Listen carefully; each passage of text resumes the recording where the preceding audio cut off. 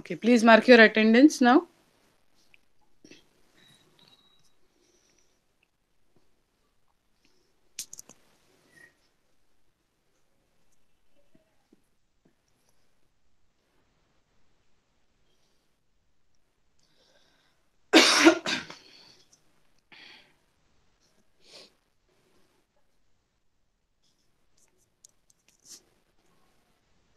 Okay, we'll start with the lecture now.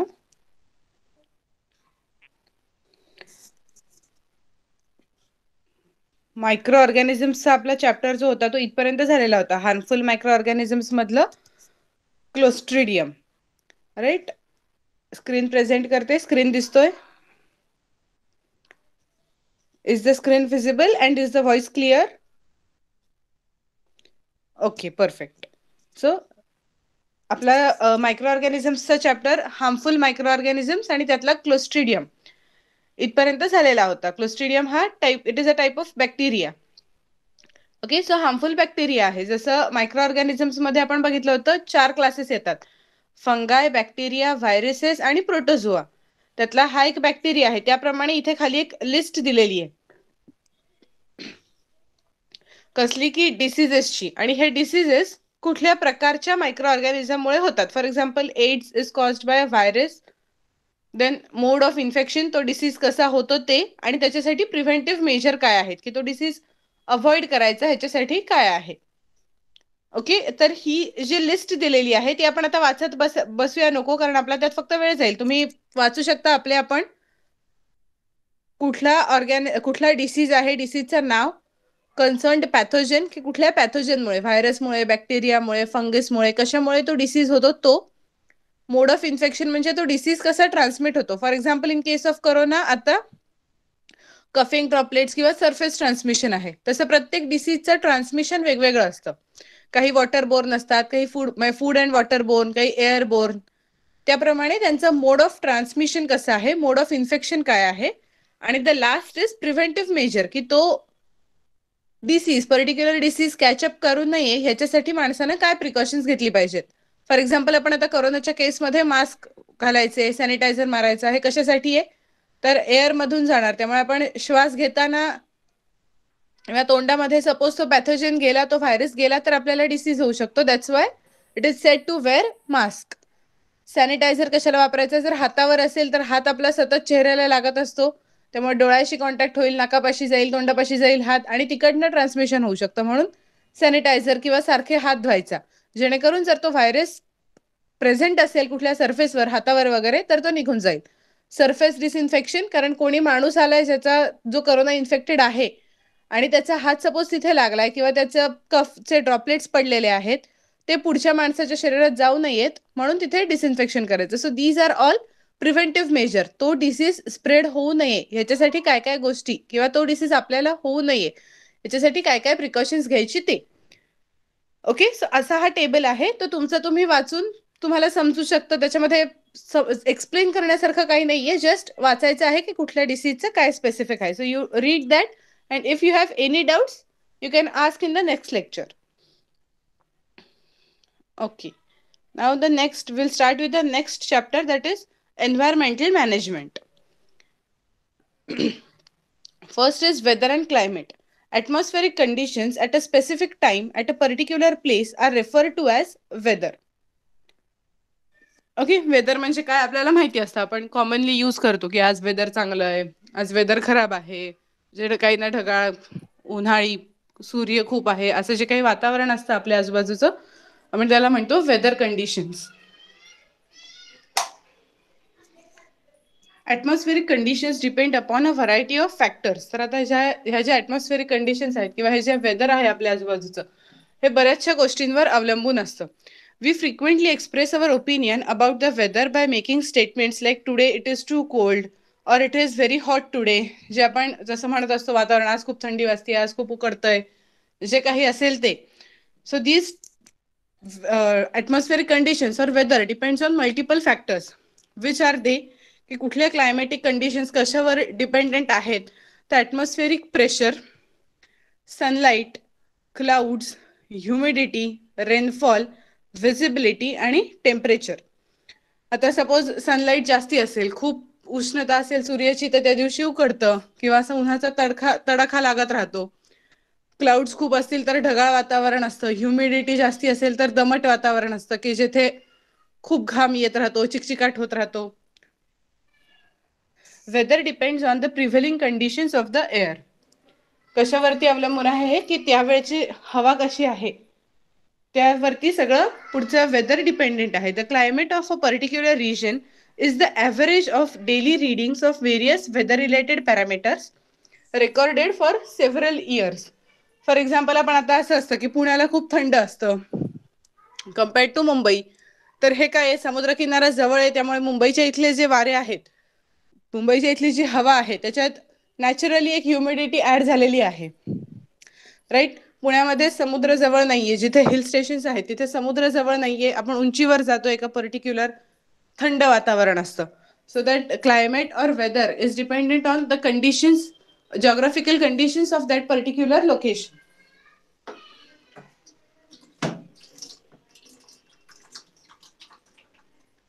आणि तिथली म्हणजे एखादं ठिकाण थंड आहे, एखादं ठिकाण खूप उष्णतेचं आहे, थंड हवेचे ठिकाण आहे, कसं ठरवलंय तर फॉर सेव्हरल इयर्स तिथे कसं टेम्परेचर बघितलं गेलं. म्हणजे एक दिवस थंडी वाजतीये मुंबईमध्ये म्हणून मुंबई हे थंड हवेचं ठिकाण आहे असं डिक्लेअर करता येऊ शकतं का? तर नाही. जास्ती काळ तिथे जेव्हा बघितलं जातं for several years same phenomena observe होतोय की बाबा एक 20-25 वर्ष सलग त्या पर्टिक्युलर टाइम मध्ये किंवा त्या वेळेला किंवा कायमच तसं टेम्परेचर असेल तर ते डिक्लेअर केलं जातं की ही जागा जी आहे ही थंड हवेची आहे, ही जागा ही उष्ण हवेची आहे, like that. Hence climate is a long term predominant condition of the atmosphere. Changes in weather. Climate does not change continuously. सारखं एवढं दर 2 दिवसांनी क्लायमेट चेंज होत नसतं. Climate is that which remains constant in a region for a long duration. एखाद्या ठिकाणी तेच तसंच क्लायमेट, तसंच वातावरण कायम राहतं. Thus we see that weather is related to a specific location and specific time, whereas climate is related to a longer duration and larger area. Okay, so दोन मधला फरक काय आहे की क्लायमेट आणि वेदर ह्याच्यामध्ये काय फरक आहे तर weather is related with specific location और टाइम आणि climate is something which is there for longer duration आणि which occupies a larger area. Changes in the weather may occur for short periods of time, whereas changes in the climate take place slowly over a much long duration. म्हणजे जे आपल्याकडे आता आज थंडी आहे, उद्या उकडतंय, तर दॅट इज वेदर. वेदर बदलतंय ते. आणि क्लायमेट चेंज म्हणजे काय की 4 वर्षापूर्वी या ठिकाणी खूप थंडावा होता, बट आता ड्यू टू ग्लोबल वॉर्मिंग इथे जरी आलं तरी आपल्याला उकडतंय. That is a climatic change. Okay, is the difference clear? Weather म्हणजे जे आपण रोज अनुभवतो की थोडंसं कधीतरी ढगाळ असतं, दुसऱ्या दिवशी अचानक भरपूर ऊन असतं, क्लाउड्स अचानक गायब झालेले असतात. That is a change related to weather. And the change related to climate is something which happens over a longer period of time, after a longer period of time. Climate plays a very important role in our day-to-day life. It influences our basic needs like food, clothing and shelter as well as our occupations. Right. क्लायमेटवर ह्या बऱ्याच गोष्टी कशा काय अवलंबून आहेत त्या सरळ आहे. जेव्हा पावसाळ्याचा सीझन नाहीये, पावसाळ्याच्या सीझन मध्ये घेण्याची क्रॉप्स किंवा घेण्याचं पीक हे ठरलेलं असतं. कुठली शेती पावसाळ्यात करायची, कुठली शेती हिवाळ्यात करायची, कुठली उन्हाळ्यात, हे ठरलेल्या गोष्टी आहेत. बट आता जे आपण एन्व्हायरमेंटल पोल्युशन क्रिएट केलेलं आहे ह्युमननीच, त्याच्यामुळे काय होतंय, कधीही पाऊस पडतो, कधीही भरपूर ऊन असतं, आपण सिच्युएशन प्रेडिक्ट नाही करू शकत. आणि त्यामुळे काय होतं अल्टिमेटली इट अफेक्ट्स फूड. पिकं नष्ट झाली, पाऊस आला आणि पिकं नष्ट झाली तर काय होणार, लोकांना खायला मिळणार नाही, मग सगळ्याच्या किमती महाग होतात. किमती महाग होतात याचाच अर्थ काय, तुटवडा आहे म्हणून महाग आहे. सो फूडवर अफेक्ट होणार, शेल्टरवर अफेक्ट होणार. कारण काही ठिकाणी असं असतं की कमी पाऊस जिथे असेल ते कमी पावसाच्या ठिकाणी घरांची अरेंजमेंट तशी असते, आपण बघितलं असेल. आता आपण कॉन्क्रीटच्या बिल्डिंगमध्ये राहतो, शहरात राहतो त्यामुळे, बट अदरवाईज जनरली कसं असतं की गावामधली घरं आपण बघतो की जशी क्लायमेटिक कंडिशन आहे त्यावर डिपेंडंट तिथलं घर असतं. कोकणातली घरं कौलारू असतात कारण भरपूर पाऊस असतो, तो पाऊस निघून गेला पाहिजे. जसे घाटावरची जर घरं बघायला गेलो तर तिथे घरं सपाट, वरती काय असं कौलं वगैरे घातलेले नसतात. आणि इव्हन जो छप्पर असतं ते मातीचं किंवा असं साधं बनलेलं असतं, फार अगदी त्यात ओलं होईल किंवा ओल धरेल असा काही प्रकार नसतो. So depending on that shelter is constructed. आणि जर तसं ते घर बांधलेलं आहे आणि तिथे अचानक भरपूर पाऊस सुरू झाला ड्यू टू क्लायमेट चेंज, तर काय होईल, त्या घराचा उपयोगच राहणार नाही. So it affects shelter. Climate is specially important for an agrarian country like India, जे शेतीप्रधान देश आहे भारत. त्यामुळे भारतासाठी तर क्लायमेट चेंजचा भरपूर परिणाम दिसून येतो. आपण कायम बघतो, कायम न्यूजमध्ये बघतो. जरा एखाद दिवशी जरी अवेळी पाऊस झाला, अवेळी सीझन नसताना पाऊस झाला, तर लगेच न्यूजवर दाखवायला लागतं शेतकऱ्यांचं केवढं मोठं नुकसान झालंय. कापूस असेल किंवा बाकी खाण्याचे पदार्थ असतील. आता मध्ये एकदा पाऊस आला होता तेव्हा लोकांचा तांदूळ काढून झालेला होता आणि त्यावेळेला तो तांदूळ सगळा जो शेतात ठेवला होता तो भिजून गेला. अचानक पाऊस आला. It was not expected to rain and it was not even rainy season, but हे झालं. Various climatic factors like direction and speed of wind, temperature, atmospheric pressure are considered during construction of runways, seaports, huge bridges, and skyscrapers. Right. ह्या सगळ्याचा विचार करताना climatic चेंजेसचा पण विचार करायला पाहिजे. जर तिथे एखाद्या प्रकारचं वातावरण आहे की खूप हवा आहे, खूप प्रेशर आहे, तर तिथे स्कायस्क्रेपर्स वगैरेचा उपयोग नाहीये. Which factors are affected favorably or unfavorably by climate? What must we do to minimize this effect? So, human progress is related to a conductive climate and geography. Human beings have designed a time schedule for their lives based upon centuries of climatic experiences. Scientists find it necessary to study climate in view of its effect on agricultural production. जे की आपण आता लोकांनी काय संदर्भावरून लोकांनी हे ठरवलेलं आहे की कधी आपण कुठला प्लांट ग्रो करायचं, कुठले झाडं कधी लावायची, कुठलं पीक कधी काढायचं. हे जे सगळे प्रकार आहेत ते आत्तापर्यंत कसं क्लायमेट चेंज होत गेलंय त्याच्यावरून ठरवलेलं आहे. Right. 23rd March is observed as World Meteorological Day. Collect information about meteorology and prepare charts to create awareness about it. Okay. So, importance of weather in the living world. Daily weather as also long-term climatic conditions influence human lifestyle directly or indirectly. Land, water bodies, plants and animals collectively form the natural environment on earth. This environment is responsible for the development of organisms. आपण आपल्या आजूबाजूच्या environment वरतीच dependent आहे. आपली जी काही development आहे ती त्या एन्व्हायरमेंटशी रिलेटेडच आहे. The climate of a particular region helps to determine the diet, clothing, housing, occupations and lifestyle of the people of that region. जिथे जे पिकतं ते उगवून ते विकलं जातं. राईट. म्हणजे ज्या कंट्रीजमध्ये आता ऑइल जास्ती मिळतं तिथे त्यांचं ऑक्युपेशन मोस्टली तिकडच्या लोकांचं त्या ऑइलचं रिफायनरी वगैरे हे आहे. भारतामध्ये ते जास्त नाहीये कारण जमीन खोदल्यावर ऑइल निघतच नाही, तर त्याच्याशी रिलेटेड ऑक्युपेशन कसं असेल.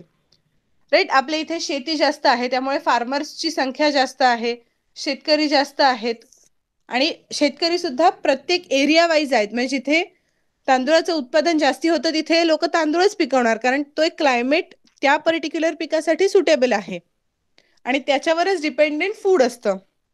जसं की आपण बघतो काय नॉर्थ इंडिया आणि साऊथ इंडिया दोन एक्स्ट्रीम इंडियाचेच दोन भाग आहेत, बट दोन्हीकडे खाल्लं जाणारं फूड सेम आहे का? भरपूर फरक असतो, प्रचंड फरक असतो दोघांच्या खाणं बनवण्याची स्टाईल, खाणं खाण्याची स्टाईल, कुठला पदार्थ असेल तो. इव्हन हे तर आता डायरेक्ट आपण इंडियाचे दोन पोल्स कन्सिडर केले. महाराष्ट्र जरी कन्सिडर केला फक्त महाराष्ट्राचा एरिया, तरी कोकण पट्ट्यामध्ये येणारी लोक जे पदार्थ खातात ते आणि घाटावरची लोक जे पदार्थ खातात ते, या दोन्हीमध्ये पण खूप फरक आहे.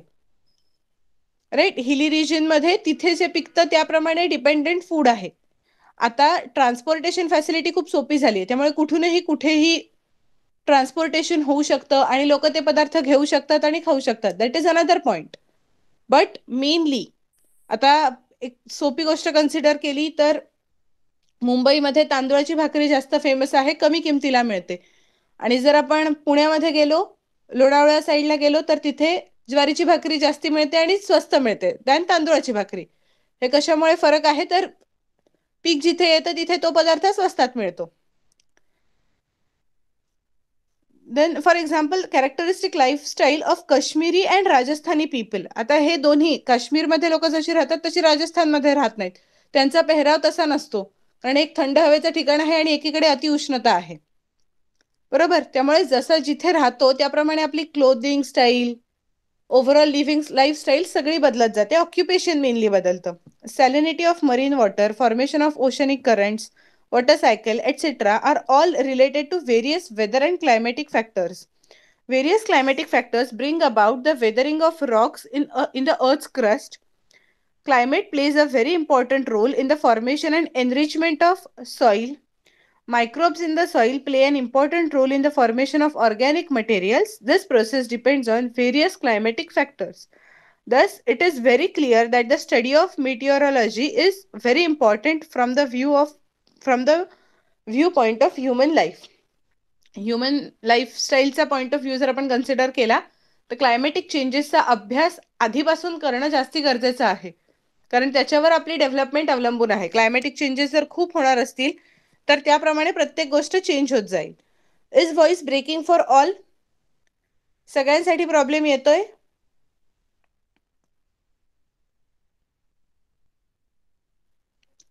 Okay, then check network at your end. ज्याने लिहिलंय व्हॉइस इज ब्रेकिंग, तुमच्या साईडला नेटवर्कचं कनेक्शन चेक करा एकदा, कारण बाकी कोणाला आवाजाचा प्रॉब्लेम नाही येते. Okay. While ascertaining the climate of particular region, a review of earlier studies of various aspects of climate is very important. Most countries in the world have established meteorology departments for making and recording such observations. These departments have observatories which are equipped with modern instruments and technologies. हे कशासाठी आहे सगळं? आता for example जर मेटिओरॉलॉजी किंवा observatory आपल्याकडे नसतीच तर जे निसर्ग वादळमध्ये येऊन गेलं ते वादळ येणारे हेच कळलं नसतं.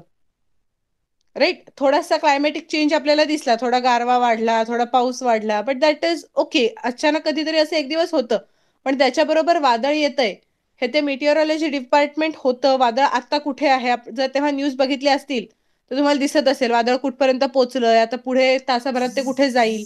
ह्या सगळ्या गोष्टी सुद्धा आपल्याला कळू शकतात, आणि जेव्हा हे आधी आपल्याला कळेल तेव्हाच आपण तिकडच्या लोकांना कुठल्या तरी सेफ प्लेसला हलवतोय, सो नुकसान पण कमी होतंय. आणि बाकीचे जे फॅक्टर्स आहेत त्याच्यावर डिपेंडेंट. आता मासेमारी करायला समज लोक समुद्रात जाणार आहेत, जर हात काहीतरी अशी गोष्ट घडणारे माहीतच नसेल तर लोक आरामात सकाळी उठतील आणि जातील. But this doesn't happen. जर आपल्याला न्यूजमधून कळतंय, आपल्याला माहिती आहे, तर जीवितहानी खूप मोठ्या प्रमाणावर वाचू शकते. If present climatic conditions are analyzed with reference to the past climatic conditions, we can predict climatic changes of the future. हा एक फायदा खूप मोठा आहे. जे 10 वर्षापूर्वी होतं, 15 वर्षापूर्वी होतं, आत्ता काय आहे, आणि जर आत्ता काहीतरी वर्स्ट सिच्युएशन आपल्याला दिसतीये किंवा काहीतरी बॅड सिच्युएशन आपल्याला दिसतीये, तर आपण ती वर्स्टकडे जाण्यापासून कशी थांबवू शकू याचा विचार करता येऊ शकेल. फॉर एक्झाम्पल, आत्ता आपण काय बघतोय, अर्थचं ओव्हरऑल टेम्परेचर काही वर्षांपूर्वी कमी होतं, आता ते वाढत चाललंय बिकॉज ऑफ ग्लोबल वॉर्मिंग. जर ग्लोबल वॉर्मिंग असंच होत राहिलं तर आता सायंटिस्टचं प्रेडिक्शन तर असं आहे, जे ग्लेशियर्स आहेत ते वितळायला सुरुवात होईल हळूहळू, एवढं टेम्परेचर वाढत जाईल. तर आपल्याला त्या पॉइंटला पोचायचं आहे का? तर नाही. मग त्याच्यासाठी काय प्रिकॉशनरी मेजर्स घेता येतील? This all can be studied with climatic conditions. However, as climate is the net result of complex mixture of various atmospheric factors, forecasting it is very complicated and difficult. एका कुठल्या तरी गोष्टीवरती dependent नाहीये ही गोष्ट. Climatic changes अनेक factors आहेत त्याच्यामध्ये, त्यामुळे असं एकदम परफेक्ट मत देणं, 100% परफेक्ट मत देणं हे थोडंसं अवघड आहे, कॉम्प्लिकेटेड आहे. But it is possible. Now scientist have made it possible. But तरी सुद्धा आपण असं बघू शकतो की अंदाज काहीतरी वेगळा सांगितलेला असतो आणि होतं काहीतरी वेगळंच. But it is not mistake of those people who are giving their opinion. त्यांची चूक नसते, कारण क्लायमॅटिक कंडिशन एका गोष्टीवर अवलंबून नाही आहेत, अनेक गोष्टींवर अवलंबून आहेत. त्यामुळे काय घडेल हे सांगता येत नाही. फॉर एक्झाम्पल, आता एखादा ग्राफ प्रेडिक्ट केलेला असेल की क्लायमॅटिक चेंज भरपूर होणार आहे 2020मध्ये, पोल्युशन वाढणार आहे, किंवा पोल्युशन वाढीमुळे त्याच्यावर अवलंबून दुसरा एखादा क्लायमॅटिक चेंज इमॅजिन केलेला असेल सायंटिस्टनी आणि ग्राफ प्रपोज केला असेल, बट चिन्ह असं होतं की during months of March, April and may लोक बाहेरच पडली नाही, तर पोल्युशन खूप कमी झालं आणि पोल्युशन कमी झाल्यामुळे क्लायमेट बऱ्यापैकी सुधारण्याकडे जायला लागलं होतं. Is it a mistake of those scientist? No.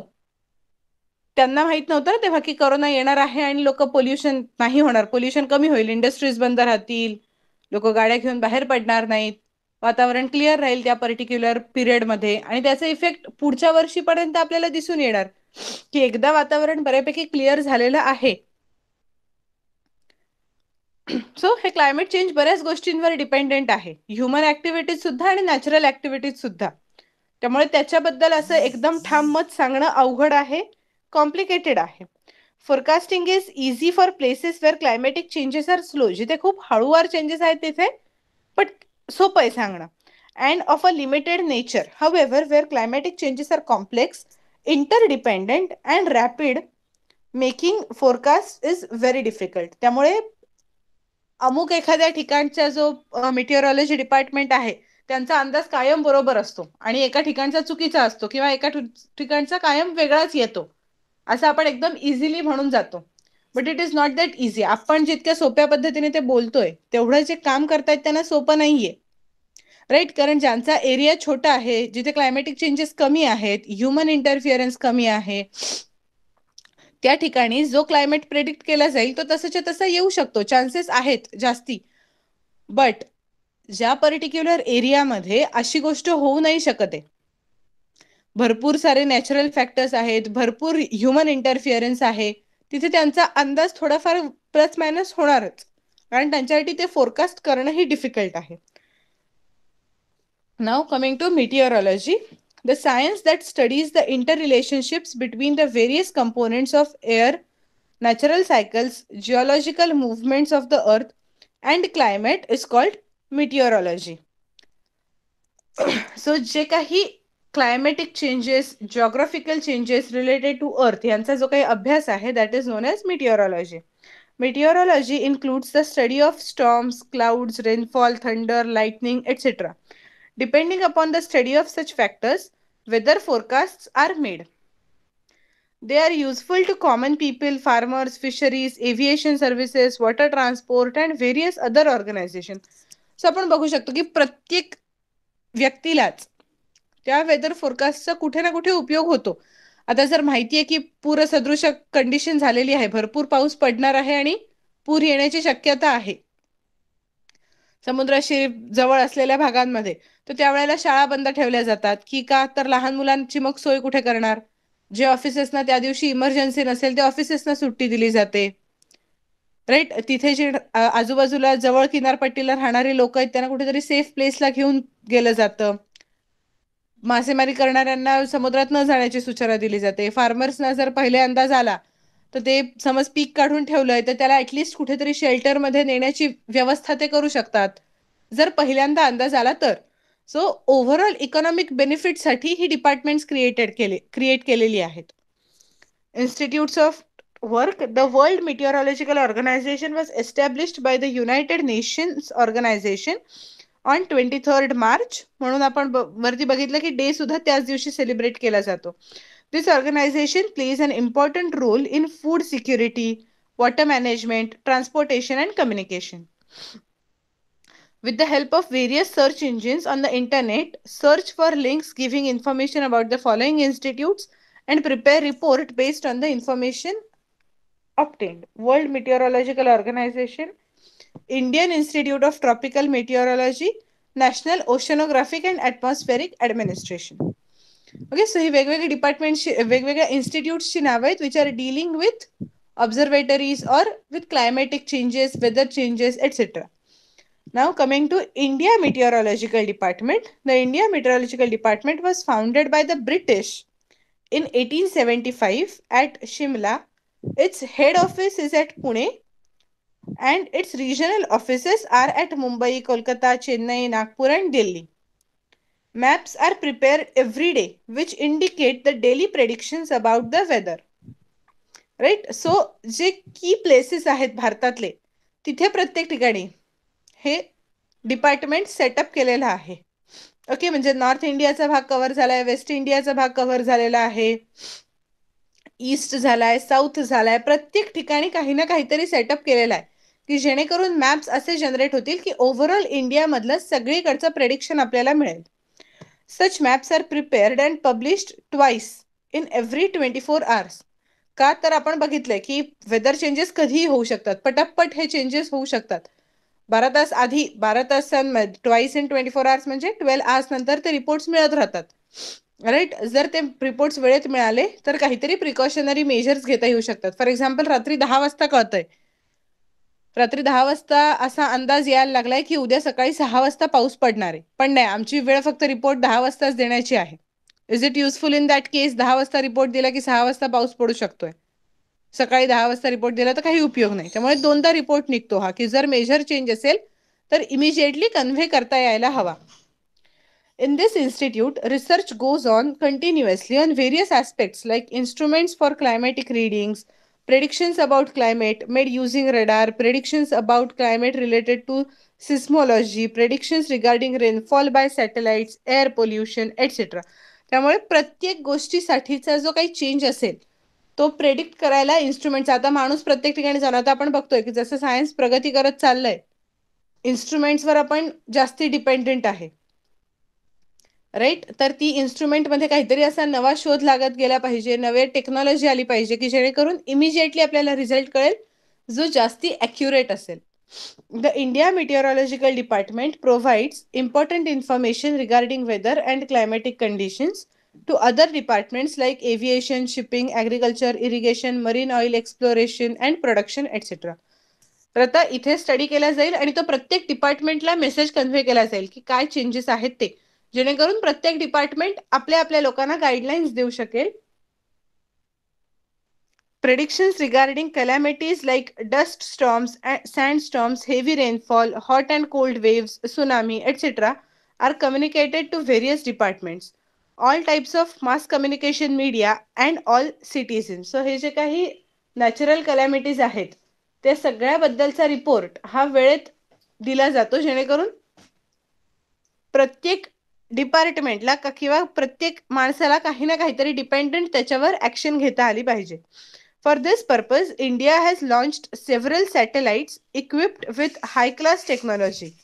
Observatories at several locations are doing excellent work in the analysis of the information received from these satellites.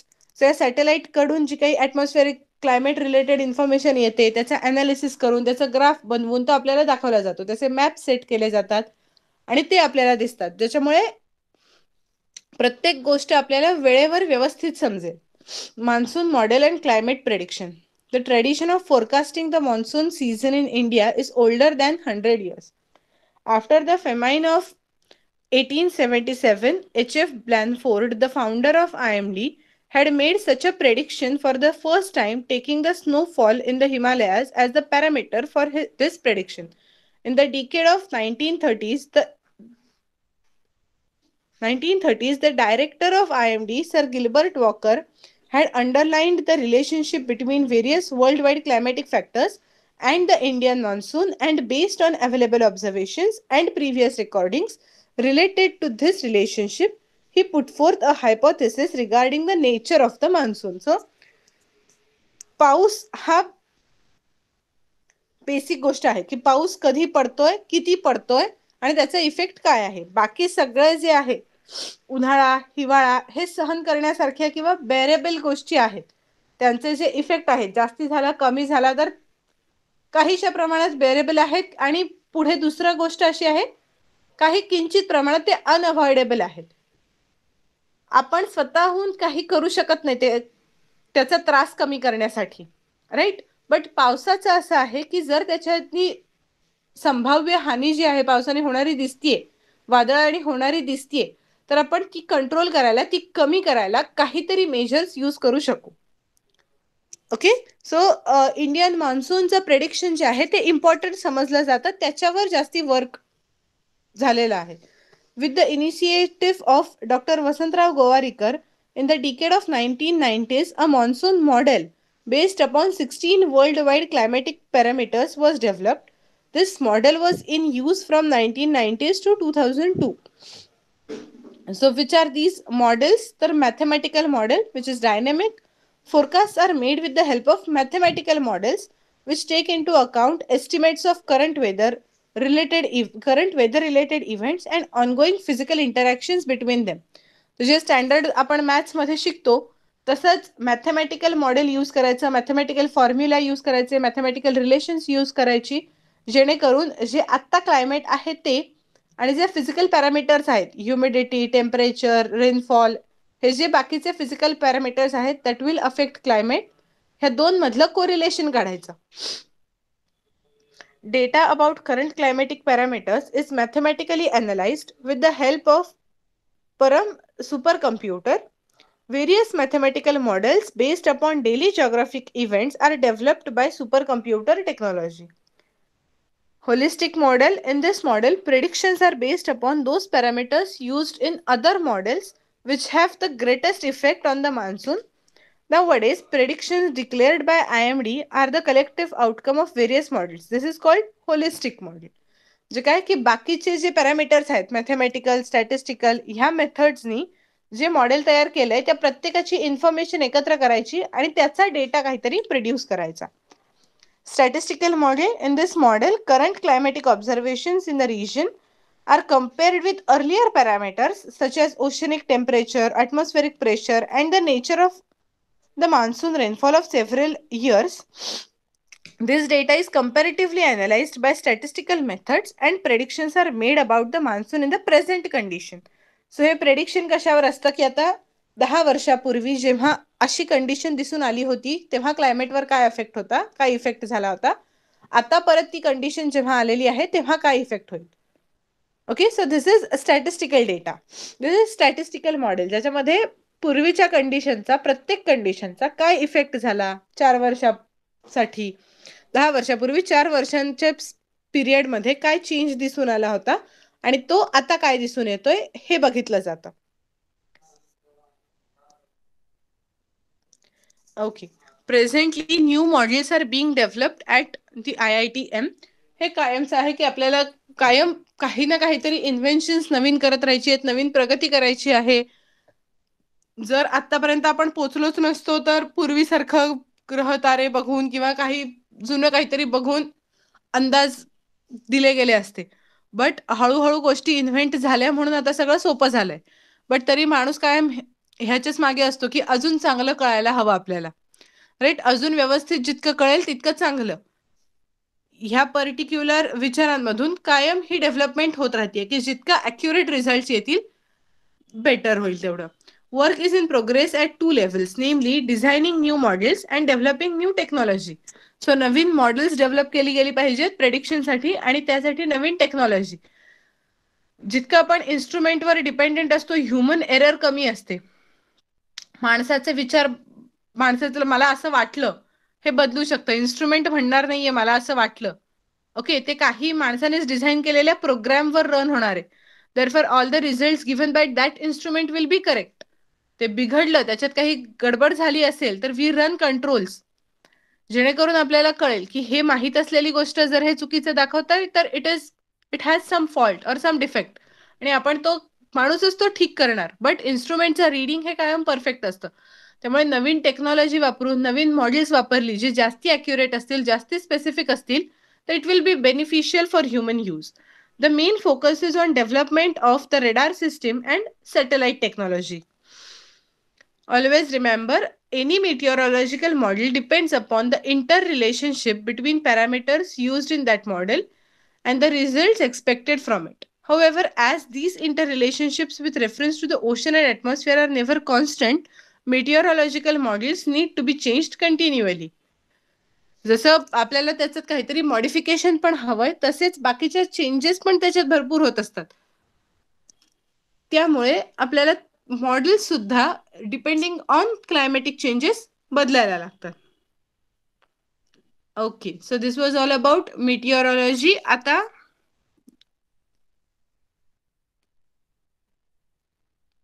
Next is solid waste management, need of the hour. What is meant by pollution? We all know pollution म्हणजे प्रदूषण. जे काही एन्व्हायरमेंटमध्ये माणसाने create केलेलं आहे आणि जे garbage आहे, जे नको असलेल्या गोष्टी आहेत एन्व्हायरमेंटमधल्या, we call them pollution, in which different ways do our surroundings get polluted an number of ways आहेत. Observe the garbage collected in the dustbin of your classroom and make a list of the various materials. आता हे आपण घरी बघू शकतो की आपल्या डस्टबिनमध्ये केवढे सारे वेगवेगळ्या गोष्टी असतात. प्लास्टिक वेस्ट असतं, त्याच्यानंतर फूड सॉलिड वेस्टमध्ये फूड वेस्ट असतं, फूड मटेरियल्स लेफ्ट ओव्हर्स जे असतात ते असतात, आणि परत शाळेतलं आणि घरातलं ह्या वेस्टमध्ये फरक असणार आहे. Observe and discuss what is main difference between what we see in the two pictures alongside A आणि B. तर आता A मध्ये गार्बेज भरपूर सारा कचरा पडलेला आहे, B मध्ये तोच रस्ता भरपूर क्लीन आहे. What should we do permanently maintain the condition seen in picture B? Picture B मधली कंडिशन आपल्याला कायम बघायची आहे, जे भारतासमोरचं सगळ्यात मोठं चॅलेंज आहे की ही कंडिशन ठेवायची नाहीये, आणि ही कंडिशन तेव्हाच राहणार जेव्हा प्रत्येक व्यक्ती स्वतः ठरवेल की मी रस्त्यावर कचरा फेकणार नाही, माझ्या घरातून बाहेर टाकला म्हणजे विषय संपला. ही मेंटॅलिटी जी असते भारतामध्ये लोकांची, ती पहिल्यांदा बदलायला लागणार आहे की तो व्यवस्थित ठिकाणीच गेला पाहिजे, कचरा पेटीतच गेला पाहिजे, तरच ठीक आहे. नाहीतर फक्त घरातून कचरा बाहेर गेला, दॅट्स इट. सोसायटीच्या बाहेर कसं पण दिसेना का, काही का होईना, माझ्या घरात नाही दिसत आहे ना, मग ठीक आहे. ही जी थोडी मेंटॅलिटी आहे ती बदलली की तेच that will be the best solution, की तिथे कचरापेटी ठेवली आणि लोक कचरापेटीतच टाकतायत. आपल्या इथे असेही सीन असतात की कचरापेटी समोर असते, बट तिथपर्यंत कोण जाणार, इथूनच टाकेन. कुठल्या प्रकारचा आळस असतो किंवा तो वेळ वाचवून काय प्रोडक्टिव्ह लोक करतात, दॅट इज नॉट नोन. ते आपल्याला माहित नाही की त्या वेळात लोक काय करतात नक्की. 4 पावलं टाकून जर आपण नॉर्मली जरी बघितलं, जिथे फूड स्टॉल्स असतात तिथे सुद्धा 10 फूड स्टॉल्स असतील तर सगळ्यांनी मिळून एक कचरापेटी कुठेतरी बांधलेली असते, पण लोक तिकडे जाऊन नाही टाकत, जिथे खाल्लंय तिथेच फेकून देतात. ठीक आहे, तिथपर्यंत चालत कोण जाईल, तेवढे कष्ट कोण कशाला घेईल. अशी थोडंसं आपल्या इथे आहे ना एक विचार करण्याची प्रकृती, की कशाला तेवढे मी कष्ट घेऊ, कशाला मी असं काहीतरी करायला जाऊ. सो त्यामुळे हे प्रॉब्लेम्स होतात की कचरा खूप सारा जनरेट होतो, सगळा रस्त्यावर फेकला जातो, आपल्या आजूबाजूला दिसत राहतो. लोकलमधून जाताना, ट्रेनमधून जाताना, बसमधून जाताना एक सिंपल गोष्ट आपल्याला करायची, एक फक्त आपल्याकडे अशी पिशवी मेंटेन ठेवायची की जर आपण काही खाल्लंय तर ते आपण त्याच्यात टाकू शकू, त्यातला वेस्ट जे आपण डेस्टिनेशनवर पोचल्यावर कचरापेटीत टाकू, बट नाही, आपण ते खिडकीतून बाहेर टाकून देतो. आपल्या इथे ती सवयच आहे, त्याला काय रस्त्यावर पडेल, ठीक आहे पडू दे. It is not useful, it is not a great thing to do something like that. प्रत्येक माणसाने जर एक पिशवी बरोबर ठेवली तर काही फार मोठं ओझं होणार नाहीये, but people don't do that, आणि त्याच्यामुळे जास्ती वेस्ट जनरेट होतं. Many waste materials are generated through the various daily human activities. माणूसच हे सगळं वेस्ट आपल्या ज्या काही डेली ऍक्टिव्हिटीज असतात त्याच्यामुळे भरपूर वेस्ट जनरेट होत असतं. This is called solid waste. If these waste materials are properly disposed of, they can be valuable source of energy. हे जे वेस्ट आहे ह्याच्यापासूनच आपल्याला एनर्जी मिळू शकते जर त्यांचं प्रॉपर डिस्पोजल झालं आणि त्याच्यानंतर प्रॉपर यूज झाला. Currently, solid waste is a serious worldwide problem as it causes both water and soil pollution. Solid waste is also a serious problem from the point of view of economic growth, environmental degradation, and health. It has posed a serious threat to nature and human habitat because of the air, water, and soil pollution it causes. आता हे जे solid waste आहे त्याने कुठल्याच प्रकारचं pollution सोडलं नाही. Air pollution पण होतंय, वॉटर पोल्युशन पण होतंय, वॉटर बॉडीज ब्लॉक होतात, त्याच्यानंतर तिथले माशांना त्रास होतो, तेच मासे ह्युमन बिंग्स कन्झ्युम करणार म्हणजे अल्टिमेटली माणसालाच सगळ्याचा त्रास होणार. सॉइल पोल्युशन, सॉइल फर्टिलिटी कमी होतीये पोल्युशन झाल्यामुळे. फर्टिलिटी कमी झाल्यामुळे चांगल्या प्रकारचं फूड, चांगल्या प्रकारची क्रॉप्स येत नाहीत, त्याचा सुद्धा परत इनडिरेक्टली त्रास माणसालाच होतो. So garbage production per day, solid waste generated in the main metro cities of the state is approximately as follows. Mumbai 5,000 tons, Pune 1,700 tons, Nagpur 900 tons. So ज्या मेट्रो सिटीज आहेत तिथे केवढं सॉलिड वेस्ट जनरेट होतंय ते बघा.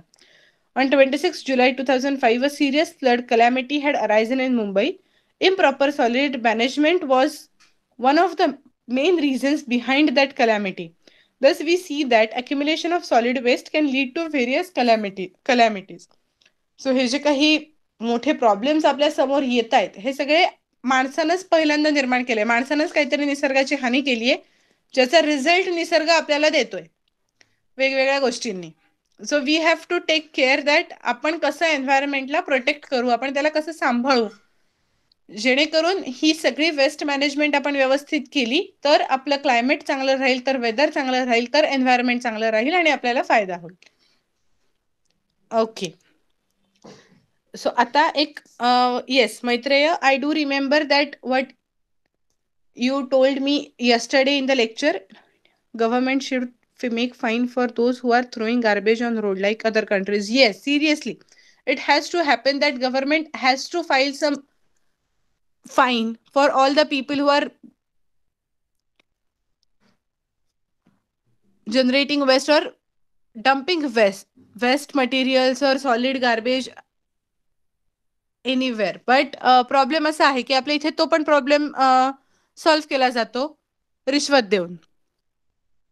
Right. Government employees जे तिथे बसलेले असतील, जे ते बघत असतील, त्यांना 100 रुपये दिले, विषय संपला. पुढच्या वेळेला ठीक आहे ना, माझ्याकडे 100 रुपये आहेत, मी ते देईन, पण मी कचरा व्यवस्थित जागी टाकणार नाही. त्यामुळे चेंज काय करायला पाहिजे तर मेंटॅलिटी, ती सगळ्यात गरजेचं आहे. गव्हर्नमेंटनी रूल केल्या पाहिजे, that is correct, that is perfect. But he एक दुसरी गोष्ट अजून आहे की माणसाने स्वतःच ठरवलं पाहिजे की उद्या ही गोष्ट, येस, करप्शन मध्ये आपण पुढे आहे. कारण असं होतं ना की 500 रुपयाचा फाईन बसू शकतोय, तर I will avoid 500 and give that person 100 rupees. Okay. त्याच्यामुळे करप्शन वाढत चाललंय आणि जे वाढलेलं करप्शन आहे त्यामुळे हे प्रॉब्लेम सॉल्व्ह नाही होणार. ह्याच्यामध्ये एकच गोष्ट आहे की मेंटॅलिटी आपण जर बदलू शकलो तर. Like you R now getting educated. पहिल्यांदा हा प्रॉब्लेम होता की भारतामध्ये लिटरसीचा इश्यू होता, इलिटरेट लोक खूप जास्ती होती, एज्युकेशन कमी होतं, तर हे कोणी सांगायला नव्हतं, हे कोणी समजून घ्यायला नव्हतं, त्याचे इल इफेक्ट्स कळलेले नव्हते. आता आपल्याला दिसत आहेत की ह्याचा वाईट परिणाम काहीतरी आहे. बरोबर. एक माणूस शिकलाय घरातला, बाकीचे कोणाला माहिती नाहीये काही, बट तो एक माणूस सांगू शकतो किंवा त्याच्या ऍक्टिव्हिटीज मधून दाखवू शकतो की व्हॉट इज राईट और what is correct. Right.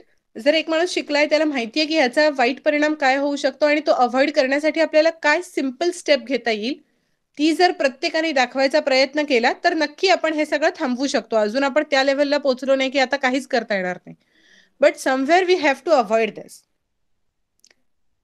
Okay. So now आपल्याला थोडासा एक इंग्लिशचं जे एक पोएम आहे त्याच्याबद्दल काल मैत्रेय यांनी रेफर केलं होतं, बट मला सुद्धा ती पोएम आवडली, त्यामुळे मी ती आज लेक्चरमध्ये थोडंसं पार्ट घेऊया. शेवटची 10 मिनिटं राहिली आहेत आपल्याकडे, तेव्हा सायन्सचा पार्ट आपला मोस्ट ऑफ द चॅप्टरचा पार्ट कम्प्लीट झालेला आहे. आपल्याकडे अजून वेळ उरलाय लेक्चरमध्ये, तर आपण त्या पोएमचा एक छोटूसा पार्ट कन्सिडर करूया. Okay. It is for all. सगळे 9th I guess English medium आहेत, त्यामुळे सगळ्यांनाच ही पोएम आहे, सगळ्यांनाच त्याचा फायदा होईल. कारण आता सगळ्यांच्या ऑलमोस्ट एक्झाम चालू असतील. राईट. सगळ्यांच्या एक्झाम सुरू झाल्या तुमच्या स्कूलच्या. Please write in the chat box.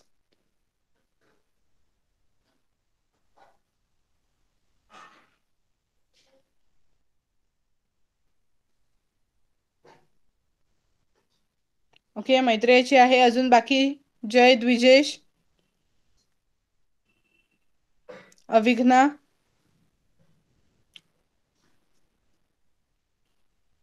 Anuj, Dheeraj, तुमच्या परीक्षा. ओके. बऱ्याचशा जणांचे संपत आले आहेत. Jay and Maitreya are there in same school. Okay. द्विजेशची संपलेली आहे. ह्या तुमच्या टर्म एक्झाम्स आहेत. Right. 6 monthly exam which is of I guess 80 marks or so. Okay. So आपण जो छोटूसा पार्ट आहे तो बघूया शेवटच्या 10 मिनिटांमध्ये.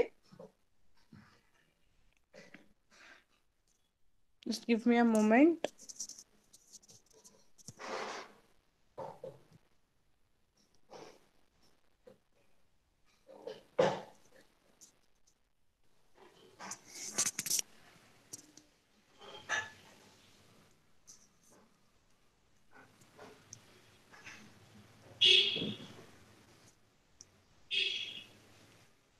Okay, it's for 20 marks. Very good. The name of the poem is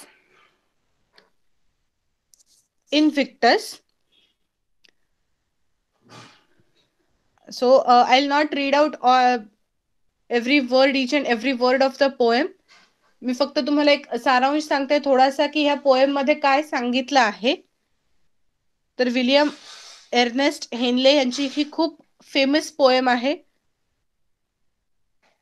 Latin Greek त्या काळातली तेव्हाची अशी पोएम आहे आणि ज्याचा मेन उद्देश काय आहे पोएमचा तो मी थोडासा सांगते ब्रीफ मध्ये की ते असं आहे की जे काही आपल्या आजूबाजूला घडत असतं त्याच्यात आता black as the pit from pole to pole, night that covers me, हे सगळं कशासाठी वापरलंय तर ते अलंकार वापरलेले आहेत की ज्यामध्ये आपल्याला असं सांगतात की जो आजूबाजूचा अंधार आहे, जे आजूबाजूचं डिप्रेशन आहे, फ्रस्ट्रेशन आहे, जे त्रास आहेत माणसाच्या आजूबाजूला, बट त्याच्यातून सुद्धा बाहेर येऊन the poet is trying to thank someone like God. त्यांनी कुठेही मेन्शन नाही केलेलं गॉड कुठल्या धर्माचा, कुठल्या रिलिजनचा, ह्याच्याबद्दल काही नाही. Something, some soul which is helping me out in all these situations. त्यांना धन्यवाद सांगण्याचा पोएमचा अर्थ आहे पोएम मधून. ओके, प्रत्येक जी डार्क सिच्युएशन आली, जी काही अवघड सिच्युएशन आयुष्यात आलेली आहे त्याला पोएटनी कसं फेस केलेलं आहे किंवा त्या फेज मधून बाहेर पडण्यासाठी त्या सोलनी, त्या जी काही एक शक्ती आपण मानतो त्या शक्तीनी तो डार्कनेस कॉन्कर करायला काय मदत केलेली आहे आणि जी मदत आपल्याला झाली आहे त्याच्याबद्दल पोएट थँकफुल आहे. फॉर एक्झाम्पल जसं आपण देवाला थँक्यू म्हणतो काही चांगलं झालं आपल्या आयुष्यात किंवा कुठला खूप डार्क फेज चालू असेल किंवा खूप त्रास असतील लाईफमध्ये आणि जर त्याच्यानंतर आपण त्यातून पूर्ण सक्सेसफुली बाहेर पडलो तर we thank God. In the same way the poet is thanking that particular soul और that particular energy for all the things that has happened और that particular soul has given to the poet or to any people around you.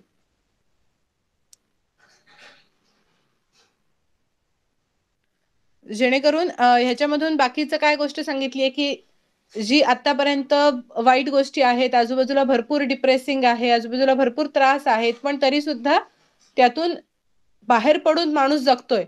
कुठेतरी एक मनात भीती असताना सुद्धा ती भीती बाजूला ठेवून आपण काही ना काहीतरी गोष्टी करायला जातो आणि त्या गोष्टी करण्याची जी पॉवर आहे ती कुठली तरी शक्ती आपल्याला देतीये.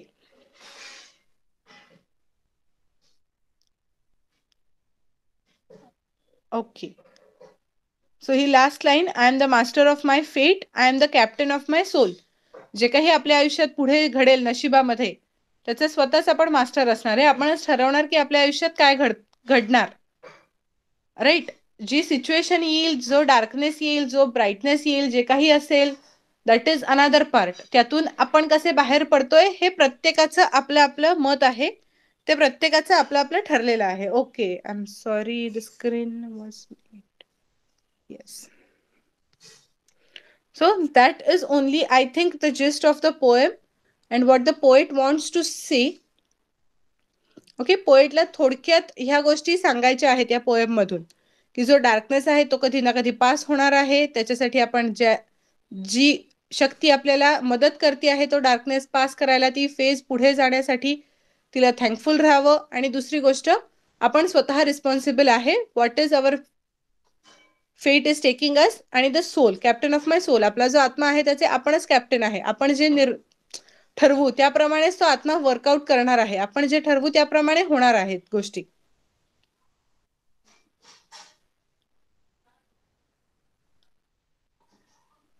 कॉन्कर्ड म्हणजे जे जिंकलेलं आहे ते, जे पास केलेलं आहे ते. Invictus is something that is unconquered.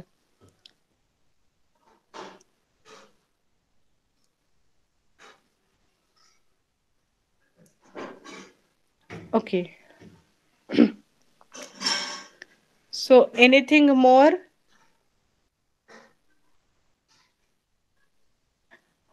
Okay, but मी पोएम अख्खी वाचली नाही, फक्त त्यातला जो मेन पार्ट होता तो. तुझ्याकडे पुस्तक असेल ना तर तू बघू शकतोस. मी सांगितलं की काय काय सारांश होता, काय काय ओव्हरऑल पोएम मध्ये पोएटला सांगायचंय. ओके, जेवढं मला कळलं तेवढं हे पोएटला सांगायचं आहे. आणि त्याच्यावर डिपेंडेंट आता क्वेश्चन आन्सर्स म्हणजे तुम्हाला असं मल्टिपल चॉईस क्वेश्चन येतात.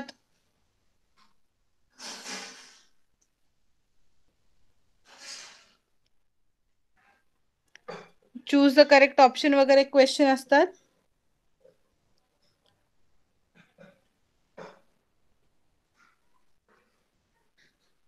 So you have exam in which there will be 20 MCQs and they will be from how many chapters?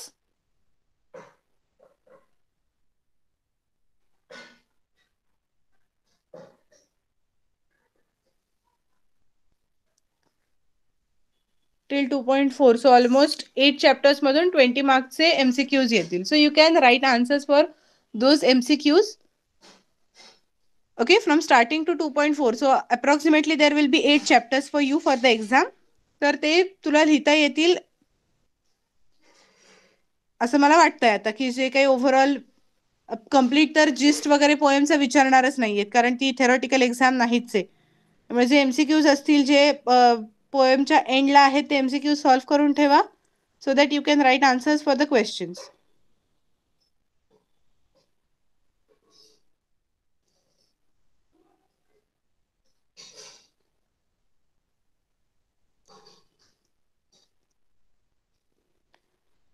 Okay, no problem. Then अजून आपल्याकडे ऍक्च्युली आहे वेळ थोडासा. सायन्सचा जो टॉपिक आता आपण कव्हर केलेला आहे त्याच्यामध्ये कोणाला काही डाऊट्स आहेत?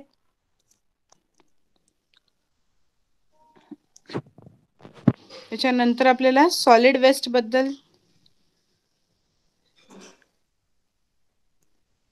डिटेलिंग आहे ते बघायचं आहे, की सॉलिड वेस्ट काय काय जनरेटेड आहेत, बायोडिग्रेडेबल त्याचे कॅटेगरायझेशन काय असतं, आणि नेसेसिटी तर आपल्याला ऑलमोस्ट प्रत्येकाला माहीतच आहे की का आपल्याला हे सगळं गरजेचं आहे. सॉलिड वेस्टचं प्रॉपर कॅटेगरायझेशन कशासाठी गरजेचं आहे, काय होतंय त्याच्यामुळे, काय प्रॉब्लेम्स येत आहेत, ते सगळे आपण बघितलेले आहेच आहेत आतापर्यंत. सो नाव त्या पूर्ण चॅप्टर आपला नेक्स्ट पर्यंत कंप्लीट होऊन जाईल. बाकी सायन्सचा सिलेबस आता जो तुमचा आहे, ज्या एक्झाम्स असतील, is it going in line with the school or we are too behind the school or we are too ahead of the school? काय आहे सिनारिओ, जरा मला पटकन चॅटबॉक्समध्ये सांगा. खूप जास्ती सिलेबस आपला पाठी आहे किंवा खूप जास्ती सिलेबस पुढे आहे, और we are going with the school?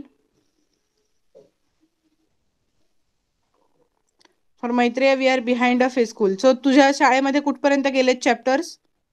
आणि मग आपले चॅप्टर्स कव्हर झालेले आहेत का जे एक्झामसाठी तुझ्या आहेत?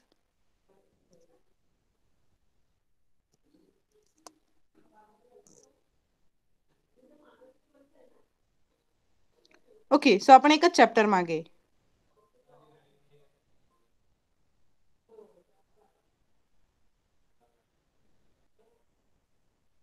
एकच चॅप्टर मागे ना म्हणजे आपण?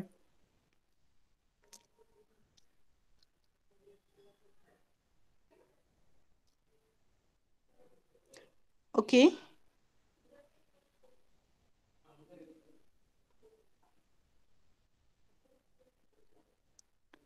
from same book you have two subjects, science 1 and science 2, and then आपण जसे चॅप्टर वाईज जातोय तसे ते जात नाहीत का? रो वाईज सिरियल वाईजच जातात ना स्कूलमध्ये पण? ओके, 6 चॅप्टर पासून म्हणजे बायोलॉजीचा पोर्शन सुरू झालेला होता, तिथून सायन्स 2 सुरू झालं, आणि सायन्स 1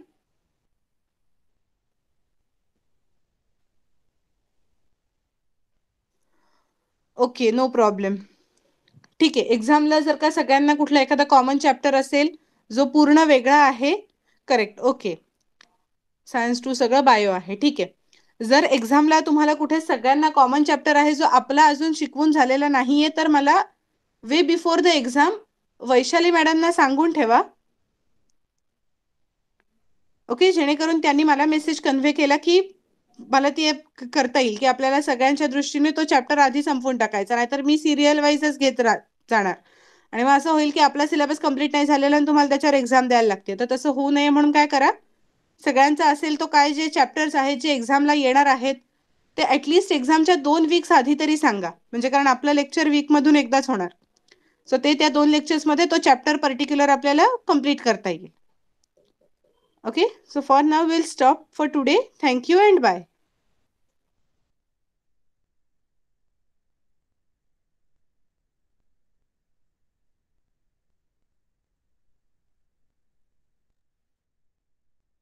ओके मैत्रिया, तुझे तर आता कंप्लीट झालेले आहेत. म्हणजे ह्याच्यातले 1, 2, 3 आणि 6, 7, 8 तुझ्या स्कूलशी रिलेटेड कंप्लीट झालेलं आहे. बाकीच्यांचं जेव्हा कळेल, जेव्हा होईल तेव्हा काही प्रश्न नाही. जे चॅप्टर्स कंप्लीटेड असतील त्याच्यासाठी जर असं काहीतरी आढळतंय तुम्हाला की सायन्स 2 मधला आपला हा चॅप्टर बाकी आहे आणि तो स्कूलवाल्यांनी घेतलाय, एक्झामला आहे, तर तो जो काही मेसेज असेल तो वे बिफोर टाइम वैशाली मॅडमना कळवा. So that we can have lecture on that particular topic. आणि तो सगळ्यांचा सेम असेल तर त्याप्रमाणे आपल्याला काही ना काहीतरी अरेंजमेंट करता येतील.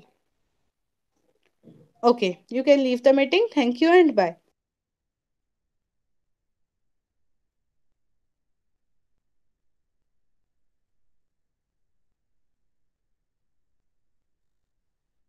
Okay, then it is good for Dvijesh.